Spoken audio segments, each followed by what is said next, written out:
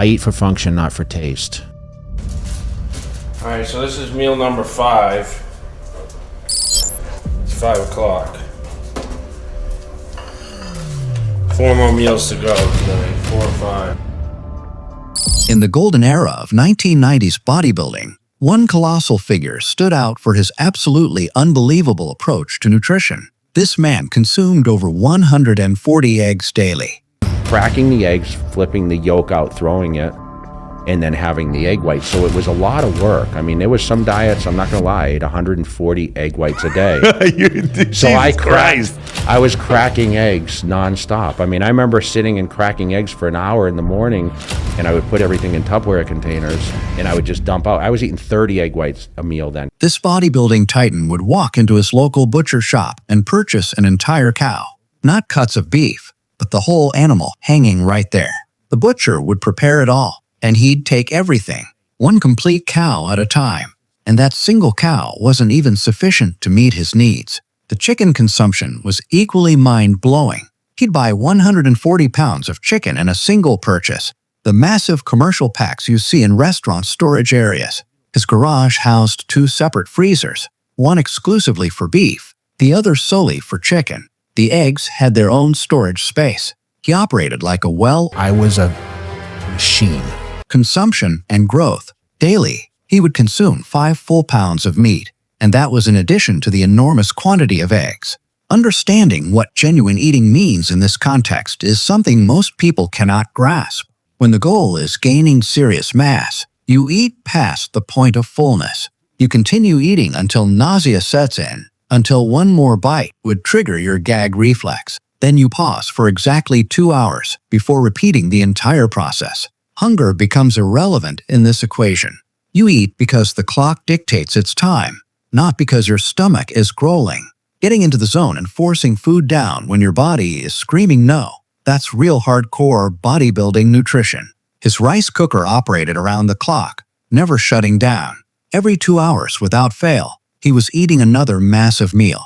The discipline required to maintain this schedule is something most people can't even fathom. During the mid-1990s, he was dropping roughly $50,000 annually just on food. That's where most of his earnings went, straight into building his physique. The routine was mechanical in its precision. Wake up and immediately consume 20 egg whites for breakfast. Follow that with 6 or 7 complete meals throughout the day.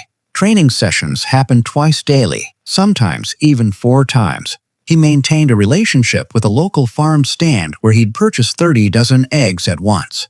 Picture his college days when friends would visit. They'd open his refrigerator expecting typical college food and beer, only to find it completely packed with nothing but eggs. Every shelf, every drawer, just cartons of eggs staring back at them. His entire refrigerator became a temple dedicated to protein. Food dominated every aspect of existence. 6 to 7 meals daily, every 2 hours like absolute clockwork. Eating that volume isn't enjoyable. It's grueling work. At that level, taste becomes meaningless. You're consuming fuel, nothing more. Sometimes meals aren't about flavor or satisfaction. They're purely functional. The goal is growth, and taste preference is sacrificed entirely. He'd burn his egg whites, overcook them deliberately. Even when indulging in something like pizza as a cheat meal, he preferred it burnt. Anything for additional calories, anything to support the growth process. The real secret wasn't just the food itself, but the unwavering consistency maintained year after year. That's what transforms a physique into something extraordinary. Food is the true foundation of that level of muscular development. Growth requires constant protein and carbohydrate intake every 2 to 3 hours throughout the entire day. Training your body and mind to execute this protocol is possible, but it demands incredible mental fortitude. Most people give up after a few weeks. He did it for decades. For 20 straight years, every 2 hours on schedule, he consumed food like a programmed machine, never missing a single meal, never skipping a workout, constantly fueling the engine. Think about that commitment. 20 years of eating when you don't want to, when you're full, when you're tired, when you're traveling. The dedication required to maintain that mindset is extraordinary. Going to the gym daily without exception, never missing meals, operating at that level consistently requires a special kind of mental toughness that separates champions from everyone else. People might describe it differently, but ultimately it boils down to mindset, consistency, and absolute dedication. There are no shortcuts in this game. You either commit fully or you don't make it to the top. The difference between good and great is often just the willingness to do what others won't. Here's perhaps the saddest aspect of this approach. To this day, he derives no pleasure from food whatsoever. Call him up and mention an amazing new restaurant opening anywhere, and there's zero excitement. Nothing on any menu interests him. Ask if his mother cooks special meals when he visits home, and the answer is no. Nothing excites him anymore. The mental conditioning required to force down that volume of food for so many years fundamentally changed his relationship with eating. Food became work, a means to an end, and that perspective never changed back. What drives someone to that extreme? Mr. Olympia, that singular goal. When you're driven from youth with dreams of reaching the absolute pinnacle of your sport, it demands immense time, extraordinary effort, and relentless dedication. Without serious hard work, tunnel vision focus, and ironclad mental strength, reaching the top is impossible. There are various tools and methods to reach certain levels of success, but he went all the way to the summit. He wanted success badly, wanted to build the ultimate physique, and that burning desire drove everything he did. Bodybuilding at this level is brutally tough. The game demands total dedication. Everything becomes laser-focused on the goal. That's the approach required for anything you truly want to achieve at the highest level. His dedication was visible in every action. He'd sit outside grilling dozens of chicken breasts and steaks in massive batches on his barbecue. Everything would be cooked, plated, and stored in the refrigerator. His meal schedule was posted on the fridge, 6 meals daily, followed precisely without deviation. He never swapped meal 2 with meal 4, never altered the timing or content. The same foods at the exact same times every single day. This kind of structure eliminates decision fatigue and ensures consistency. Picture his weekly protein haul: 12 pounds of orange roughy, 10 pounds of chicken, 5 pounds of beef. He'd purchase around 30 pounds of fish weekly because he consumed roughly 5 pounds daily. The sheer volume is difficult for normal people to comprehend. This lifestyle is incredibly challenging, genuinely hard work. It's a full-time job operating 24/7.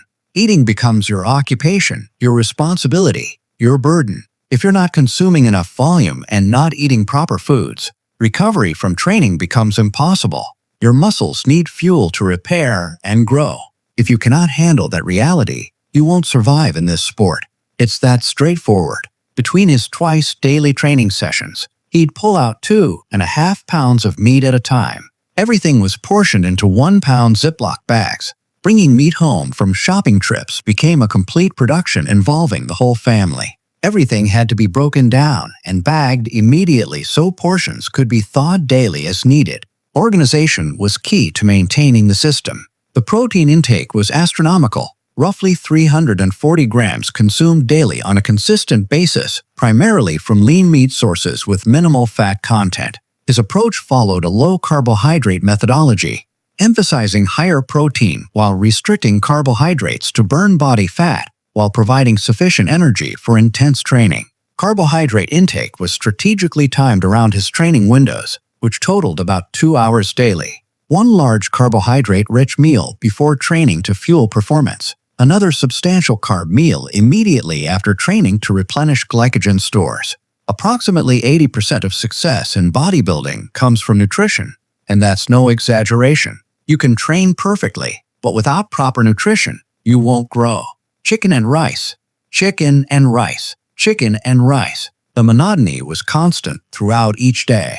People laugh about his repetitive eating style, mock the lack of variety, but that's what he knew worked. That's what allowed him to bring his absolute best package to the stage. That's all anyone can do in this sport. Show consistent improvement and demonstrate progression in a positive direction, bringing something enhanced compared to previous years. That's the only controllable factor. Whether it would be enough to claim victory, only competition day would reveal. But the confidence was absolute. He believed he'd walk away keeping the Sando trophy exactly where it belonged, a testament to years of sacrifice and unwavering discipline.